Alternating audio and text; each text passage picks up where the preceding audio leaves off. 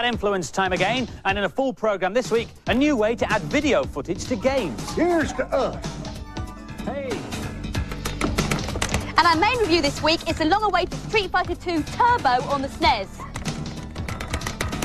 And I'll be finding out how to turn a blockbusting movie into a chart-topping video game. Hey, come on. Jingle bells, jingle all the way. Oh, what fun it is. Please, don't applaud. Just throw money. This is a great value way of turning your Mega CD into a fully functioning karaoke system at a fraction of the cost of the professional kits you can buy in the shops. It's going to be launched in the UK next week. It comes with all the jiggery-pokery you need to set it up, including a CD of your favourite Christmas songs. But 52 other discs are available, so you could sing along at Elvis, or an R.E.M., or Michael Jackson, or Prince. But I'm going to stick with my Christmas disc, and ladies and gentlemen, the Bad Influence Rabble Choir and I will now do our famed performance of the 12 Days of Christmas. I thank you. On the first day of Christmas, my true love gave to me a partridge in a pear tree. Oi! Who was that masked woman? It was me. Almost as bad as Andy's singing is this CD, which is also karaoke. But, lovey darlings, instead of singing, you get to act in a Shakespeare play. Now, all your actors will know that it's supposed to be bad luck to say the name of the Scottish play, so I won't say it, but I have a feeling that someone said it while they were writing the software. Basically, you get a little bit of background information on the play, but the main idea is to choose a character, and then when it's your character's turn to speak, the computer will cut off your character's sound, so you get a chance to perform it. I've chosen to be the second witch in the opening scene. When shall we three meet again? In thunder, lightning, or in rain? Ha-ha, when the hurly-burly's done, when the battle's lost and won. Hang on a minute, I've finished my lines, and look, that's not how it's spelled in my version of Shakespeare. To add insult to injury, the actors sound like they've been to the Namrood School of Acting. All in all, a complete waste of time and money. There to meet Exits, with Macbeth. unimpressed. I come, Grey Mountain. Hello there, Furtlers. Guess where I am? Hey, ho! Cats are really interesting creatures. They dangle around in their sheds and find out where things are by making high-pitched beeping noises and listening to the echoes. Beep, beep, beep, beep. Ah, yes, here's a shed. Beep, beep, beep, beep. Oh, there's a desk, yes, and beep, beep, beep, beep. Oh, a SNES, and on it, beep, beep, beep, beep, beep. Catman returns. The other interesting thing about cats is they've got 9 lives, and this is a cheat to give you 9 lives on Catman. On the options screen, type in up, up, down, down, left, right, B, A.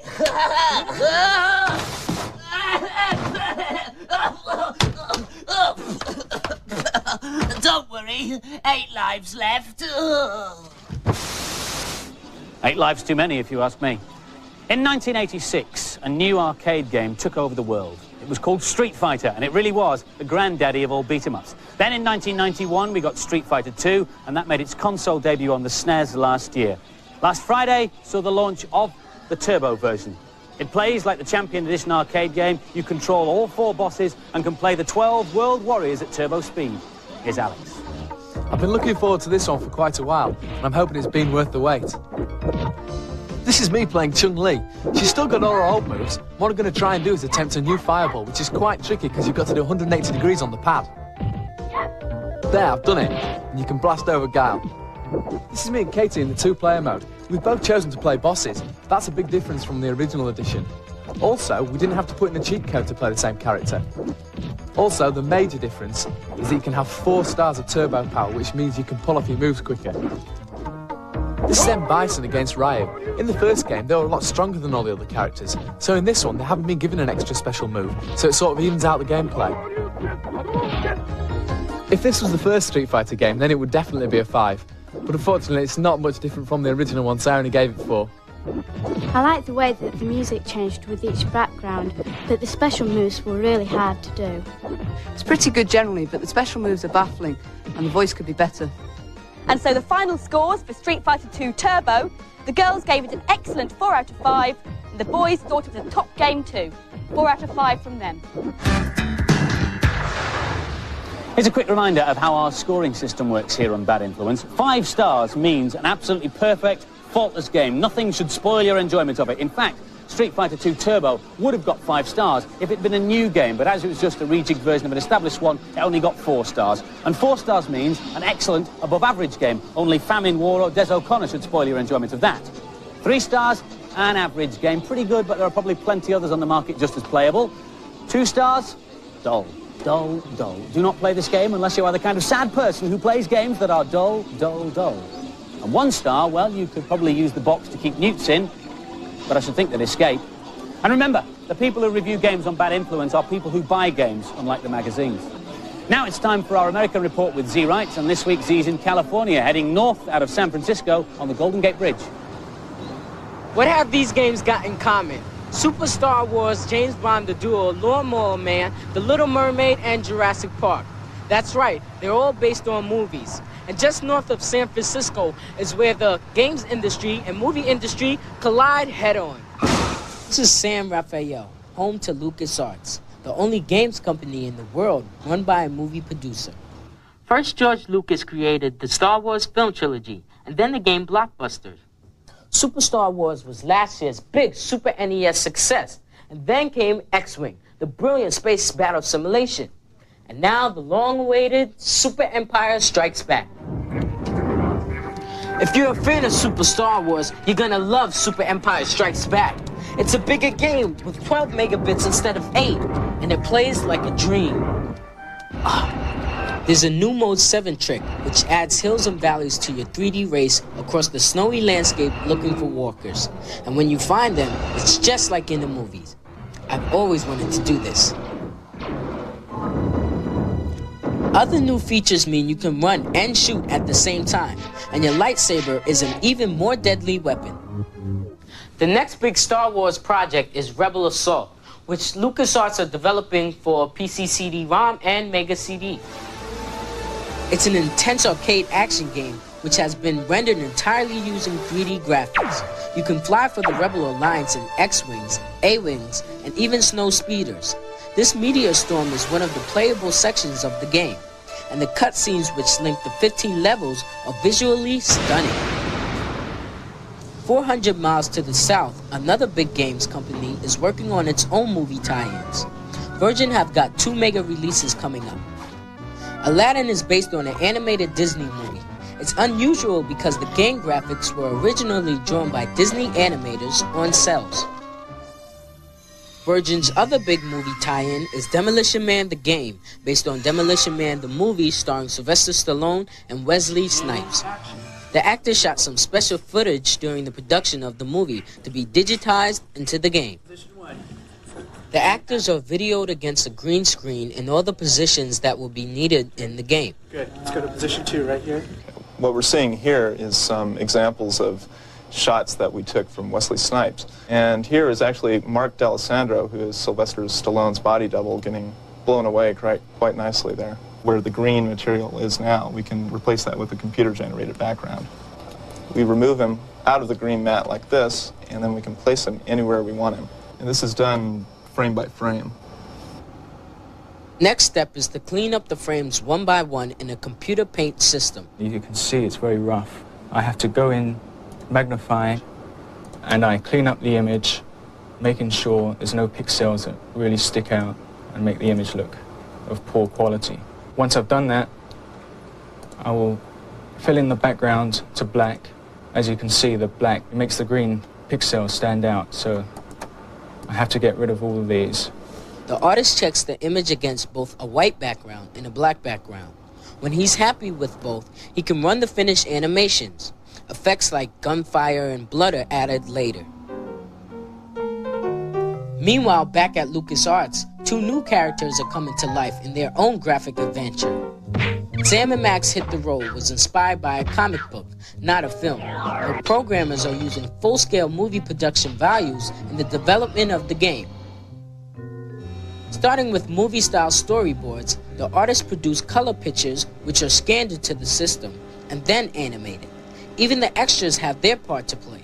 For example, let's say I come over here and pick up this guy's hand, bring it over here to the band, these Yetis playing the blues or something. And watch right here, his hand, he's playing the bass. Oh, cool. See? Finally, here's a sneak preview of the Ultimate Movie tie-in. These are early development pictures of The Dig, a game based on an idea by movie director Steven Spielberg. It's an adventure set up in deep space, which will eventually include some pioneering new graphics techniques and an amazing array of colors. But don't hold your breath waiting for the release of The Dig on the big screen. It proved too expensive for a film budget, so Spielberg just ditched the movie and went right along with the game version of the film that never was. It's showing next year on a computer screen near you. Thank you, Zed. And now, by popular request, some more movie impressions. Waka, waka, waka, waka. Got it yet, Furtless? It was The Fugitive. And now there's no need to see it because those were the best bits. This is a cheat for Shadow of the Beast 2 on the Amiga. When you start the game, go right till you see the first pygmy and you'll start to lose your life. But if you type in 10 pints, TENPINTS, you'll be invincible, like me. Come out with your hands up. The shed is surrounded by armed police. Just relax, Furtless. I'll handle this. Is it about those library books that are overdue? I hope they catch him. Now for this week's news and previews. Just arrived is Sim Farm, the latest addition to the Sim family. You can now find out what life is like to be a farmer. You take control of milking the cows, driving in the tractor, and even cleaning out the pigs. The only thing is you have to get up at 4 o'clock in the morning to play it. And Sonic fanatics will be pleased to know that 2 new books are out this month, featuring the adventures of their favourite hedgehog against the evil Dr. Robotnik. 2 more books should be in the shops before Christmas. Plock is one of the hottest SNES games for Christmas. It features Plock, a sort of slowed-down Sonic who's trying to find his grandfather. It's not really like anything else. It's funny and the music's great and it's available in December. And now for some more games reviews. Zelda Link's Awakening is the first appearance of a Zelda game on the Game Boy. After a shipwreck, our hero Link is washed up on a mysterious island. A giant egg crowns its highest mountain and is said to contain the mythical Windfish. Awaken it and all will be answered. Here's Aisha on a hero's quest. I loved the SNES version of this, but I thought the NES version was a bit poor. So I was a bit worried how it'd turn out on Game Boy. I'm on the first level at the moment. I'm looking for the Nightmare's key so I can get into the boss's room and find the first instrument. You need 8 instruments in this game to wake the Windfish and he'll tell you what's happened. I've got a feather, which allows me to jump, and that allows me to get the Nightmare's key. Found it. I'm in the boss's lair now. I've just defeated him. When he dies, I get a heart, which puts me up a level, and also the doors open, which allow me to get the cello, the first instrument, to wake the Windfish. It translates really well to Game Boy. I wasn't disappointed, and I'll definitely buy it. This is really hard, but like all Zelda games, if you keep trying, you'll soon be rewarded in this great role-playing game. This game was really hard to get the hang of, and you have to persevere with it to get past each level. And the scores for Zelda Link's Awakening. The girls gave it an excellent 4 out of 5, but the boys thought it was only average and gave it 3 out of 5. In Shinobi 3, the ninja superheroes are back on the Mega Drive, facing the greatest enemy ever. You must journey through a mysterious world to defeat an evil master. Here's Fearless Joe. This game is a platform game based on the ninja theme. You start the game with 50 daggers, 1 magic and 2 lives. Here's my character climbing on the rope. You can find lots of secret passages where you can pick up all sorts of stuff. Here he picks up an extra magic which do him a lot of good. There are lots of little ninjas around like this bloke, but they're very easy to kill. I'll call up my magic here, I think. This one, 4 streams of fire come round and kill off the enemies. The best for ender level baddies, but they can be used on anyone. Even though this game looks good, the earlier levels are far too easy and the later levels are far too hard. Not a good game. It's too violent for young children and too easy for older ones. I think it's a real waste of time. This game has some good graphics and scrolling. There's some exciting parts and there's nice touches in the background. And the scores for Shinobi 3, the girls gave it a poor 2 out of 5, and the boys gave it an average 3 out of 5. Hollywood's okay. Oh, what a brilliant film. If you've seen it, I'm sure you agree. Top Gun is one of the first films to be available on CD. Now, in theory, I should be able to take that CD movie and play it on any CD hardware system because of a magic word, MPEG. It's a kind of standardization system. It stands for Motion Picture Experts Group, and it was indeed a group of motion picture experts who got together around a table and decided they all wanted their machines to run full motion video. After about 7 years, they all scratched their heads and came up with a creative title, MPEG. A system that allows you to store up to 74 minutes of information on one CD. That's not enough for a movie, so movies come on, well, 2 CDs. So that's the theory, but does it work in practice? Can I take my CD movie out of this system and play it on the other one? Let's find out. Put it in the CD32, and the answer is, well, no. But that's got nothing to do with the hardware and nothing to do with MPEG. It's because the movie makers are also money makers, and for various licensing rights, they only allow the Top Gun CD to be played on the CDI system, so they put some extra encoding on the disc so it won't play on anything else, which kind of defeats the object of MPEG completely, doesn't it? Before you play movies at all, most machines need a special add-on that'll let them play full motion video. The first of these to be available isn't for the CDI or even the CD32, but for the PC. So, how can you get your PC to play full motion video? Well, you need a fast PC with a CD drive. You'll also need a special extra bit of kit which goes inside the PC called Real Magic. Now, this is Real Magic, and this is the bit that'll let your PC run full motion video with over 32,000 colours and, of course, CD quality sound. This is Dragon's Lair, looking every bit as good as the arcade version. If you compare it with the regular PC game, you can see the animation was much jerkier before. It's also allowed a totally new kind of game to emerge. This is Return to Zork, where you've got digitised people in front of a computer-generated background. You have to solve a 700-year-old mystery by talking to over 20 different characters. Real Magic will be in the shops by the end of the month, with plenty more games promised before Christmas. Right, Furtlers, an experiment to do a cheat from inside a game. All I need is a game such as Steel Empire on the Mega Drive and a video camera, which I'll set up on the desk. Right. Hey, it works. And now for the cheat. On the sound test screen, play 1, 1, 9, and 2. And you'll be able to jump to any round that you want. There you go, round 6. Right, now to get back to the world of reality.